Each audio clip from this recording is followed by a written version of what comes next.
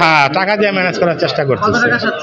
আমাদের সাধে নাই, ওনারা এটা বৈশাখ একটা করতেছে আর কি। তার মানে একটা মানুষের জীবনের মূল্য টাকা দিয়ে তারা মূল্যায়ন করতেছে আর কি। টাকার বিনিময়ে সমস্যার সমাধান করতে দিতেছে।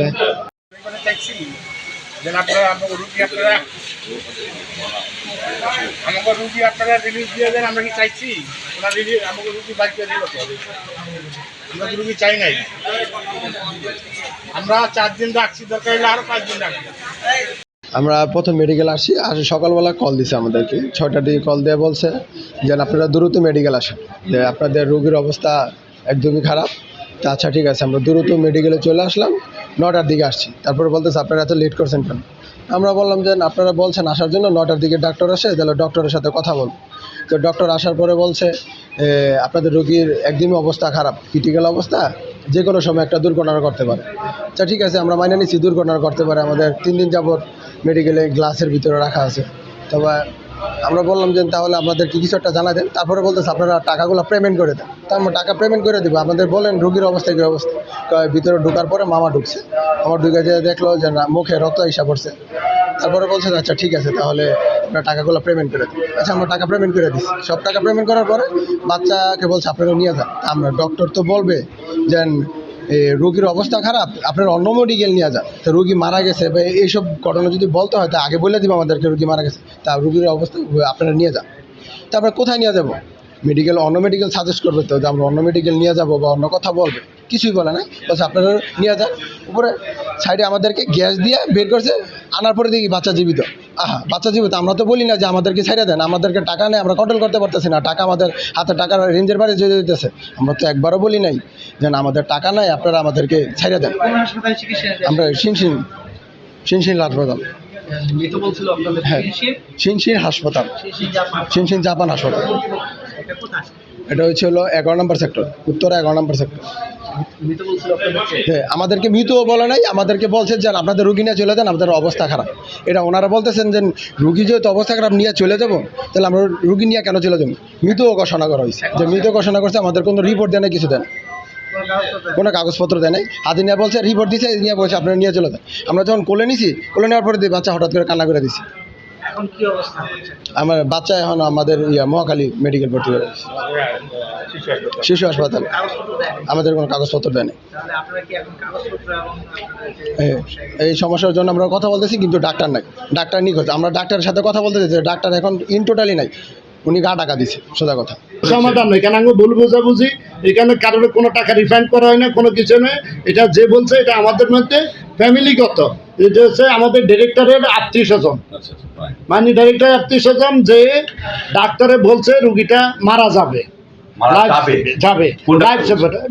লাইফ সাপোর্টে দেওয়া লাগবে। ওনারা মহিলারা ছিল একটু মনে করছে যে লাইফ সাপোর্টে দিলে, আজকাল সবাই মনে করে মরা রুগীরা লাইফ সাপোর্টে দেয়। এই কথা হচ্ছে এটা মরা রুগীরা হয়তো লাইফ সাপোর্টে দেয়, আসলে যে অক্সিজেন দিয়ে ওরা নামাইছে, রুগী জীবিত আছে, তাহলে অক্সিজেন দিয়ে নামাবে কেন? তাহলে ভুল বোঝাবুঝি মৃত ঘোষণাটা করলো কে? কেউ তো মৃত ঘোষণা করে। তাহলে আচ্ছা, মৃত যদি ঘোষণা করা না হয়, তাহলে কবরস্থানে কেন তার জন্য কবর করা হলো? কবর খোঁড়া হয়েছে, আমরা তো জানি না কবর খোঁড়া হয়েছে কেন। ডাক্তার বলছে রুগীটা খারাপ অবস্থায় যে কোনো মুহূর্তে মারা যেতে পারে, এই কারণে হয়তো হইতে পারে যে কোনো সময় রুগী মারা যেতে, রুগী খারাপ ব্লিডিং হচ্ছে, মারা যাওয়ার আগে তো কবর কখনো। আরে বাবারে, অতি আমাদের দেশে আমরা যারা আছি, আমি জানি না, আমরা যারা আছি আমরা অনেকে অনেক কথাই বলি, আর বাস্তব কথাটা আসলে কি এটা কেউ যাচাই করে না। কয়দিন ছিল পেশেন্ট? 4 দিন। কত টাকা বিল করেছিলেন? 58,000। আচ্ছা, 68,000 টাকা বিল করা হয়েছে, এখান থেকে 10,000 টাকা ডিসকাউন্ট করা হয়েছে। এর আগে 10,000 টাকা তো এই রোগীর কাছ থেকে নেওয়া হয়েছে, সেটা আপনারা কোনোভাবেই বিল করেননি, আমরা একটা অভিযোগ পেয়েছি। বিল ছাড়া কে আপনি কি টাকা দেন? রিসিপ্ট ছাড়া আপনি টাকা দেন?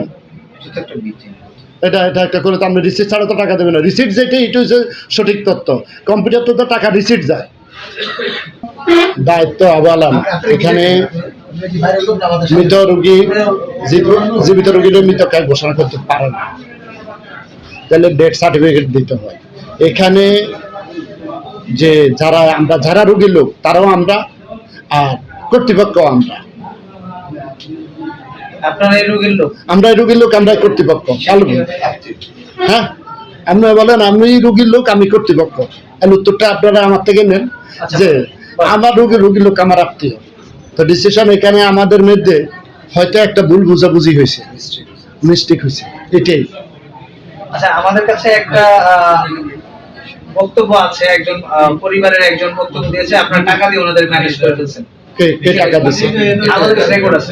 না টাকার তো এখানে প্রশ্নই আসে না। টাকা টাকা আপনারা রিফান্ড করছেন, এই জন্য কে রিফান্ড করছে? কে রিফান্ড করছে? আপনার কাছে আমরা আছে আমাদের অর্থাৎ একটা কেউ যদি রিফান্ড করছে তাহলে তো থাকতে তারকে বলেন টাকাটা আপনারা এখানে কেউ তো যায় না টাকাটা দেখাতে। তারা অভিযোগ করে আমাদেরকে যারা অভিযোগ করছে আপনার ভাইয়ের মধ্যে আপনার ঝগড়া আছে, আপনার ভাইয়ের ঝগড়া আছে, ঝগড়া বাড়লে আপনার ভাইও তো আপনার নাম আরেকজনের কাছে বিচার না বলেন অবশ্যই বলে যেটা ঝগড়া বলে যাই ওটা নেলে। ভাই আর আর এটা হচ্ছে আমাদের আত্মীয় স্বজনের ব্যাপারটা ভুল বুঝাবুঝি। ট্রিটমেন্টের সাবজেক্ট বলা ট্রিটমেন্ট নিয়ে কোনো আমি তো বলছি একটা ভুল বুঝাবুঝির মধ্যে।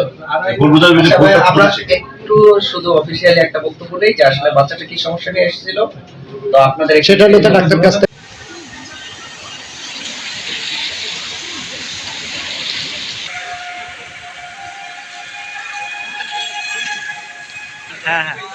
বক্তব্য দিয়ে লাগছে।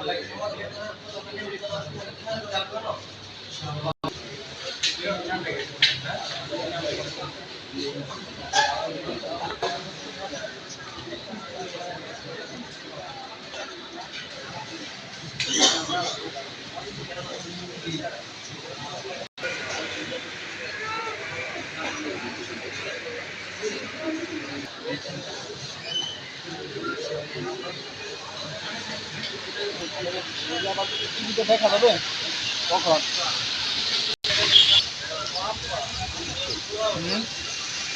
আল্লাহ কিন্তু ভাড়াই দিচ্ছে।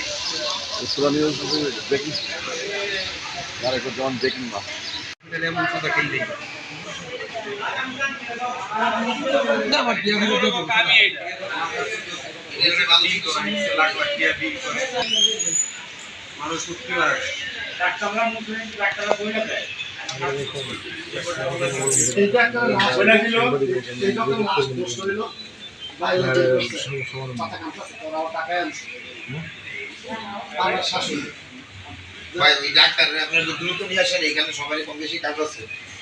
ডাক্তার আসতে হবে, ডাক্তার আইব সমাধান সমাধান ডাক্তার আসতে হবে।